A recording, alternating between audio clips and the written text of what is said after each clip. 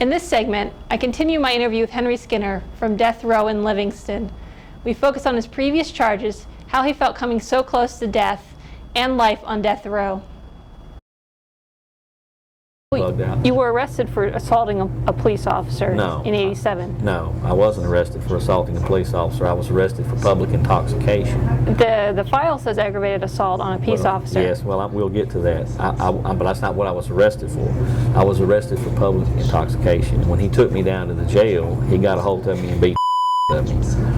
Okay, the guy who was there with him, Alan Smith, that was booking me into the jail, statement says, I was taking Mr. Skinner's belongings and putting them in a shuck as we were preparing to put him in the drunk tank. He was standing to the left and slightly behind me.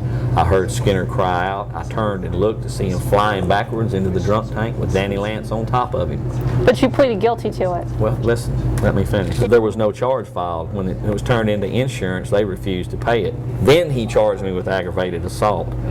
So he wouldn't have to pay the bill, the hospital, the insurance would. And so when I was represented by Rowdy Bowers, and when I went and talked to him, he said, here's the deal, you're young, you're a hippie, and everybody in town knows you, you work in the oil field, you're kind of rowdy.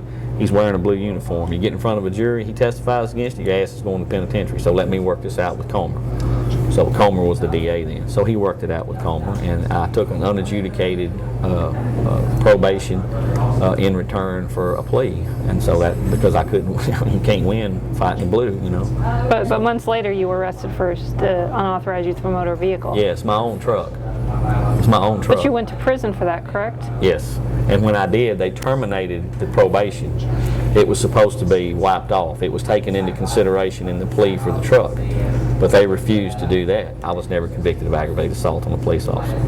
I mean, that was the unadjudicated probation. Well, they revoked it. No, they did not revoke it. In your file, they have all the paperwork. Yeah, well,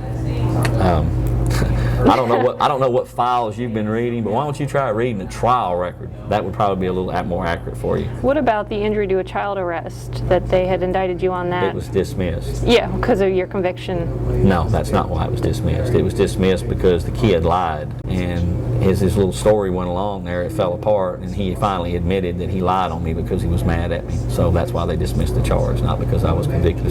Somebody's been telling you a bunch of Let me just talk briefly. You've obviously been on death row for a number of years, and you were just like, 40 some odd minutes away from 20 minutes. 20 minutes. The stay was actually issued at 5:13, but they do not accept stays from defense lawyers. And so I told the lieutenant, hey, I think I got to stay. And he said, well, we don't accept stays. And he said, see that phone over there? Yeah, he said, till that phone rings, this execution is going through, right?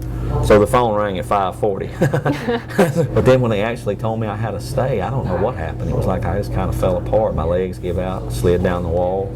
My ears were buzzing. I couldn't hear nothing. I could hear them talking. I could see their lips moving, but I couldn't hear a thing they were saying. So you were eating like your last supper when you heard that you had gotten the reprieve? I was finishing up my last meal. Well, I tell you, that was the best meal I've ate in the last 13 years. It bothers me that maybe my heart's not big enough to forgive them. I don't know, maybe I should. So you're talking like everybody who's put you back here that you feel like you need to forgive? Yes, yes. I did not commit this crime. I did not do this, okay? So, it's difficult for me to say, yeah, I forgive you. Why should I forgive them? I didn't do this. And not only that, but the evidence is there. They know I didn't do it, and they just keep insisting I did anyway. Boy, I would give anything if I could turn my eyes and my memory into a video camera and just let you sit and watch it. You'd just be sitting there shaking your head, because if you see all the stuff they say and then you see how it really was,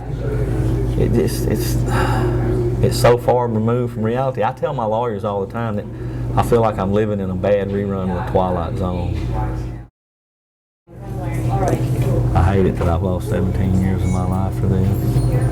You know what's the bad thing about it? I think even if I got out of here right now, I'd never be the same. I've seen too much, been through too much death. Not to say that I'm, mean or now or bad or nothing like that, but just immensely sad. Yeah. Yeah. I've lost a lot of friends here, and a lot of them were guilty, you know what I'm saying? But the thing that you find out when you come down here, you think you're going to meet all these badass killers and they're awful people, and you're going to be fighting for your life every day. They're people just like me and you. They're just regular people that screwed up really bad.